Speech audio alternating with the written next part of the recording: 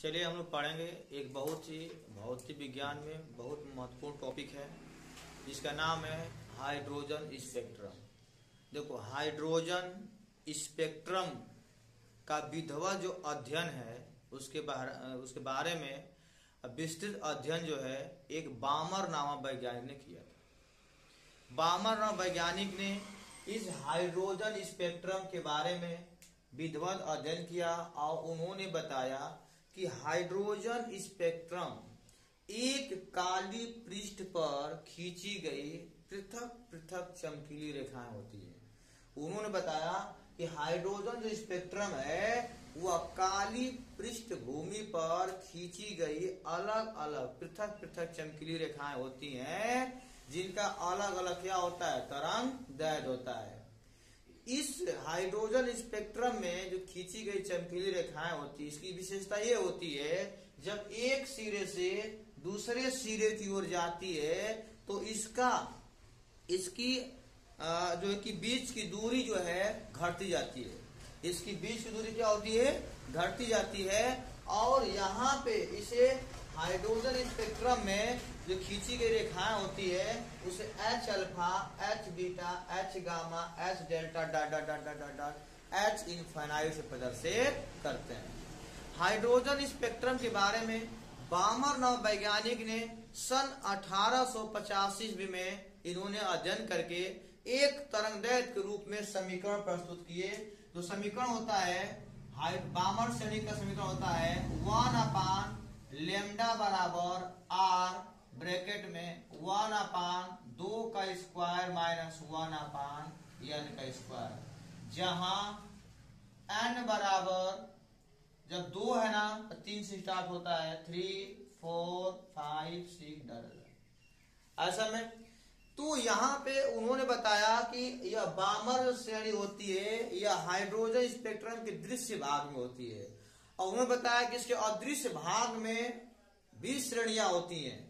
उन्होंने बताया इसे अदृश्य भाग में भी श्रेणियां होती है, जिसके बारे में बताया कि उसमें भी श्रेणी होती है जिसका नाम है, उन्होंने बताया कि लाइमन श्रेणी। क्या बताया?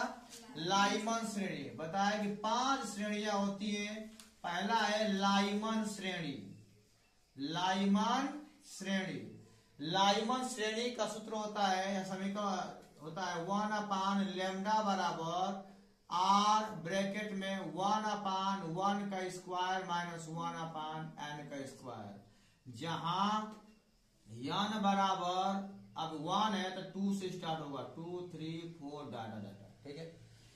लाइमन के बाद बामर ने इसका अध्ययन किया था। दूसरा आता है श्रेणी बामर श्रेणी होती है। बामर ने ही इसको डिटेल अध्ययन किया था 1885 में। बामर श्रेणी हो जाएगा 1/λ बराबर r 1/2 का स्क्वायर, 1/2 का स्क्वायर माइनस 1/n का स्क्वायर।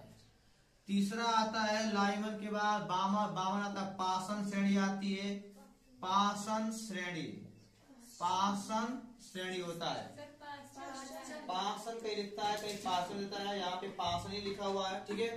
पासन श्रेणी होता है और यहाँ पे 1/λ बराबर r 1/3 का स्क्वायर माइनस 1/n के स्क्वायर। अच्छा, यहाँ n का मान हो जाएगा 3, 4, 5 डाटा, और यहाँ n का मान कितना हो जाएगा 4, 5, 6, 7 डाटा।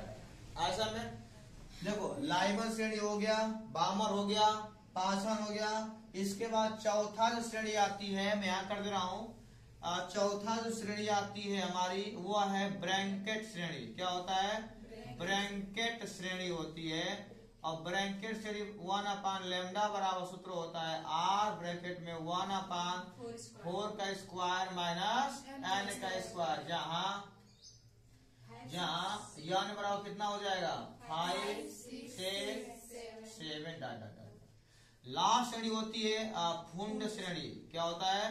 फुंड श्रेणियां होती हैं और सूत्र होता है 1/λ बराबर r ब्रैकेट में 5 का स्क्वायर माइनस n का स्क्वायर, जहां n बराबर कितना हो जाएगा 6, 7, 8 डाटा। ऐसा में तो इतनी श्रेणियां होती है, लाइमन श्रेणी, बामर श्रेणी, पासन श्रेणी। ऐसा में तो मैंने बताया कि यहाँ पे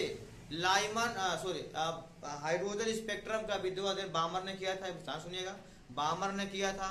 इन्होंने बताया था कि जो हाइड्रोजन स्पेक्ट्रम जो होता है वह किसी काली पृष्ठभूमि पर खींची गई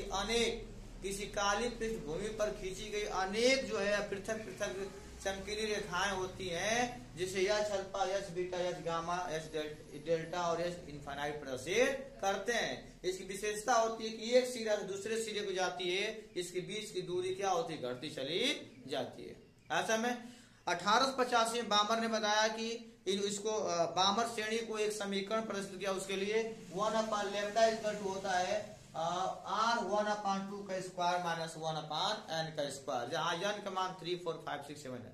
उन्होंने बताया कि इसके अदृश्य भाग में भी बहुत सारी श्रेणियां होती है, जिसका नाम पूरा डिटेल बताया कि लाइमन श्रेणी, उसके बाद पासन श्रेणी, ब्रैकेट श्रेणी और फोम श्रेणी। आगे समय ये होता है हाइड्रोजन स्पेक्ट्रम। आगे समय तो फिगर ड्रॉ करिए आप लोग, ठीक है।